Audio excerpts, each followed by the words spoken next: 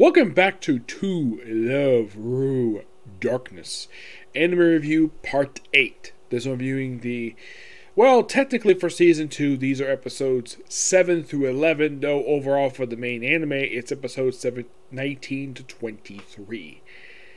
Yes, there's a few different things going on in these episodes, plus episode 11 begins pretty much the actual end. It's the beginning of a 4-part finale to Season 2, involving Yami. Of course. Now, what happens in these episodes? Well, there's a few different things happen. Like, for example, Yumi gets a ton of development throughout these 2 episodes, including, of course, Mia, of course, and Teruji gets a little bit of development here. Like, for example, they finally wrap up the plot thread of Yami basically not wearing her school uniform anymore, where she, for a while, been wearing her regular darkness attire. That she basically was technically considered her debut attire. And now she's back, basically, this convincing from Rito. They basically are back together. They're basically back in the same class again. Also, Rito's regular homeroom teacher is the one who took a break thanks to his bad back. But thanks to, of course, to Lala's invention, he's going to get better as he resumes his duties as the homeroom teacher for Rito's classroom. Now she's pretty much taking care of Nana, Momo, and, of course, Mia and Yami are all, of course, in the same class. Yep. Yep. Let's see, what else? Oh,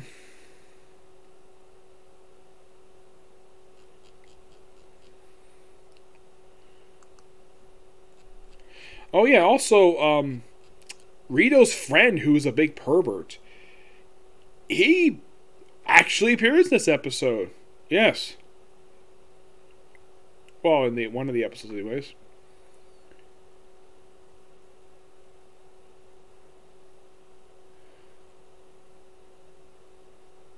Now, episode 8 is quite an interesting one. This, of course, that does lead something at the beginning of episode 9, where Mikan is invited to go to, I can't remember her name. It's the rich girl. It's Saki. Yeah, Saki's place. But, of course, she isn't available because she's cooking for her father. And, of course, so Rito, along with Momo, Nana, and Yami, all go to Saki's house to do some cleaning due to Saki trying to do some cooking for her staff, and all of them end up sick. Yep, they all end up sick, so they had to, well, put on this attire. Now, and of course, Rito puts on a suit, acts like a butler. And, oh, by the way, all the girls, all wearing sexy maid attires, including Mikan. Yeah, she actually put this on. Yeah, it was all made by Momo. And, of course, they do some cleaning. And, of course, Ruri, she's actually one of Tsurugi's bodyguards. They mentioned in the flashback, episode 8, that she's the daughter of the head butler. Okay, that's fine. Could explain how the fact these two are connected. The little girl in the glasses, I don't remember how she's connected. So, doing some cleaning, of course, she puts on maid attire to see this mysterious package belonging to Saki's father. And of course, she says she'll take care of it. Now, at the beginning of the episode, we have Zest telling a story about a cursed sword that causes the person who wields it to kill people. Very violently, of course. And, of course, just by sheer coincidence, somehow Saki's father got his hands on this damn sword. How? Who the heck knows? The guy's a businessman, so of course he probably acquired it someplace. And, of course, Reed just picks it up and goes on a rampage. And doesn't kill anybody. Nope.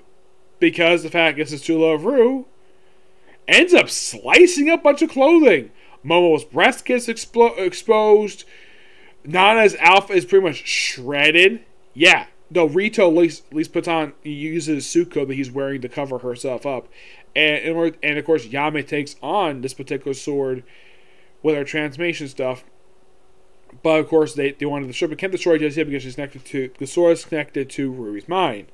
So, look up, Mia's there. Yes, Mia's here. So, he tells Mia, use his mind to connect his mind to Reese. And of course, he goes inside her mind, and this is something excuse me, that's related to the series. Why is it like every time when they go to people's minds that everybody has to be pretty much butt naked? Couldn't at least keep the clothes on? So basically breaks thing off, and of course, Mia, of course, just shatters this thing's connection to Ri, and then Yumi destroys the damn thing. Now, in the case of Zestin, he, of course, wanted to make a dramatic entrance, but he couldn't make it in time. So, he runs to Saki, there's a bit of romantic tension between the two of them, and, well, the very next episode, Ri basically thanks him for what he did, and it's like they think nothing of it. And the very next episode is all about kissing. Finally, Lala does something really big in this series. Yes, in To Love Ru Darkness, Lala does pretty much nothing. She's pretty much reduced to just a recurring character. She very rarely appears. Like, sometimes, basically, in the manga, if anybody ever had a chance to read To Love Ru Darkness, can you think of how many times she actually physically appears in that manga? Not much. Not at all. So she thinks, basically, even though she's trying to cheer up, basically, having Tsurenji and Rito hook up, she's worried about her romance with him. And Rito does know that she has feelings for him. He knows that. She knows that he likes her, but he hasn't really confirmed feelings for her yet because of his feelings for Haruna. And thanks to Momo suggesting to, have a kiss. Yes, she really wants to kiss Rito. Yeah, that's the thing. Rito, as far as I can tell, has never actually kissed any of the girls. Of all the girls who implied everything for him, he's never kissed any of them at this point anyways. He will one of them soon, but I'm not going to say which one it is. So, and of course, Lala basically kind of acts like the way she does during the original To Love Ru series, both in the original and Monster Lover, where she's like very forceful toward him. Or she's basically just holding his arm. He's very nervous about it. He's back doing that again. I'm like, why the heck did you do this before? Why are you basically holding the fact that she's practically his fiancée? And of course, they want to kiss in the bath. Yes, and she also mentioned it's been a while since she's seen him naked. He has seen her naked multiple times in the series. She hasn't seen him naked very much. And of course, want to kiss in the bath, but that doesn't much happen. And of course, he does tell her at the school the very next day that he's not ready for that yet until he sorts out his feelings for Haruna. And of course, she gives him a kiss on the cheek. And of course, all the guys are jealous of that, which I found to be so hilarious. Yep. Now, in the case of episode 10, this basically, well, at the end of the episode, Momo tells Nana about her harem plan, which Nana does not like very much. And then Nana just talks to Mia for a bit, and we also see there's a crazy invention of Lala's in the episode, and you probably think, does the thing malfunction and cause basically hijinks? Yep, it does. But it's not Lala's fault. It's actually not her fault. It's actually an invention that works. Because Cecile basically was not happy with the fact that she basically made a mess, gave some garbage, made an invention on the fly, and it surprisingly works. Well, that was until me decided to tease the ghost girl. What is her name?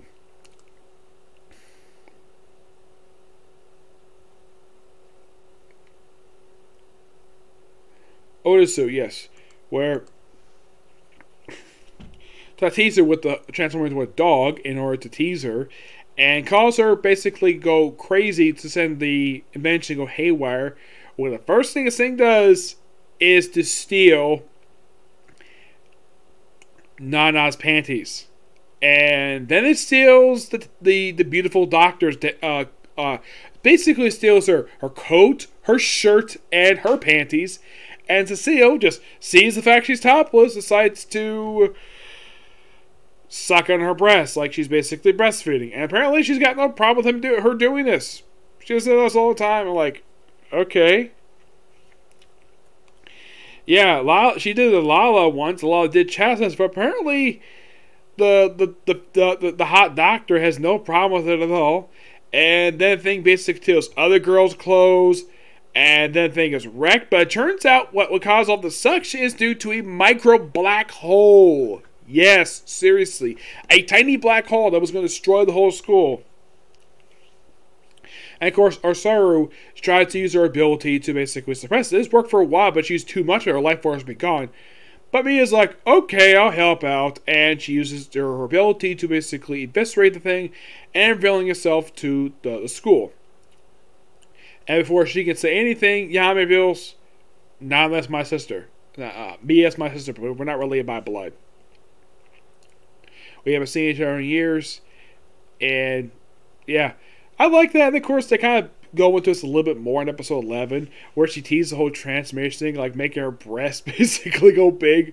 By the way, she calls Kurosachi Lady Shameless because she likes saying shameless, which I found to be so hilarious. The fact that she poked fun at the head of this married community is basically her catchphrase. And of course, you have Teruju, who puts on a bikini, and she looks great in a bikini. I mean, yeah, she's an older woman, but she looks fantastic in that bikini. And she's on the school swimsuit. Of course, you have all the other girls' swimsuit. You have Mia talking to Yami for a while, and then of course Nemesis pops up out of nowhere, and Nemesis acts completely weird, where she then takes control of Mia's body and says, "Oh yeah, you never had this in the first place," even though it's a lie. And then Yami undergoes a transformation. No, not a transform her hair. Oh no.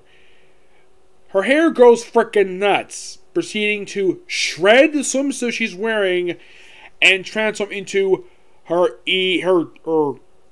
evil darkness form, where she's very seductive. Oh yeah, she also says she's horny, and she has like these claws, and she's much more very revealing outfit. And she's probably going to wear this for the last few episodes of this particular season. Excuse me. But I gotta say, pretty good set of episodes. I like the fact we actually finally got back to the whole thing with lava, because it's been a while. Oh, in case you're curious though, what chapters do these episodes cover? These episodes covered chapters 30, 33, and 30. Actually covered 30 to 40. Covered roughly 11 chapters of the manga. And by the way, the Two Levels of Darkness is a manga that's, I believe it's like 72 chapters, if I'm not mistaken. Let me take a look at that just to be sure.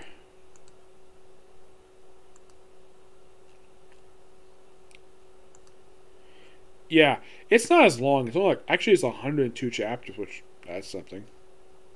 Actually, it's not 102 chapters. It's like 77, just a bunch of special chapters. But yeah, there are 77 chapters to Two Levels of Darkness. And this anime only goes as far as chapter 55. You might ask, why the heck does that 55? Honestly, I have no idea. It could be a variety of reasons. It could be because the anime ended just before the actual manga did. But the OVAs were released a couple of days after the manga itself officially ended, which I'm going to cover those in the future. But not just yet. But yeah, pretty good, interesting set of episodes. I like the fact that we're still having the crazy... Oh, by the way, you had this whole thing with Yami before the transformation. In the very same episode, he's talking to Yami about, well, possibly revealing the fact that Teruju is her mother to the school. And of course, that was minding his business. And then he trips. And then somehow he ends up burying his face under her skirt with her sitting on him. I know it's quite awkward. I know you probably think, man, you sound so awkward talking about these weird things that Rito does. I'm basically describing what's happening in this anime. So, you might think, is this a hentai? No, not really. If it's a hentai, that means Rito will be having sex with these girls. He may be in erotic situations with them, but he's not having sex with them. As a matter of fact, at this point, he hasn't kissed it. He did kiss Lala in a dream, but in actuality, he hasn't kissed anybody. Well, actually, he did kiss Run. Kind of his first kiss, though, when she was sharing a body with her brother. Yeah, but that was by pure accident. But an actual one, with an actual girl, not just basically with somebody else. Yeah. But this overall was just still good. By the way, Run does pop up here. And she does pop up in episode number 10. Very briefly, of course. She pops up in the scene. Yeah, she's another character who's been really reduced in the anime. My gosh, she's been tremendously reduced. Oh, and here's a little fun fact about Teruju. Haruna Sarenji. She is voiced by, and you might be surprised about this, Monica Rio. Yes, Monica Rio is the voice of Sarenji. Yeah, Monica Rio with the originally she's voiced by Brian Aparo, but this season it's Monica Rio. Not really sure why they changed the voice actor for. It's kind of weird. Yeah, it's as far as I can tell, it's not been actually explained of why the heck that they changed her voice actor to Monica Rio. Nothing against Monica Rio. She's a great voice actress. It's just that it's kind of weird that they changed her to that. Yami, of course, is voiced by Caitlin Barr. By the way, her mother, Teruju, is also voiced by Caitlin Barr. But her sister is voiced by Kira Vincent Davis. Yeah. But not much else to say about these ones. I'm definitely looking forward to talking about the final few episodes of the series, which I will make an announcement related to that one in the next video. Related to that one, but next video is going to be a comic corner. Okay? Next video. Bye.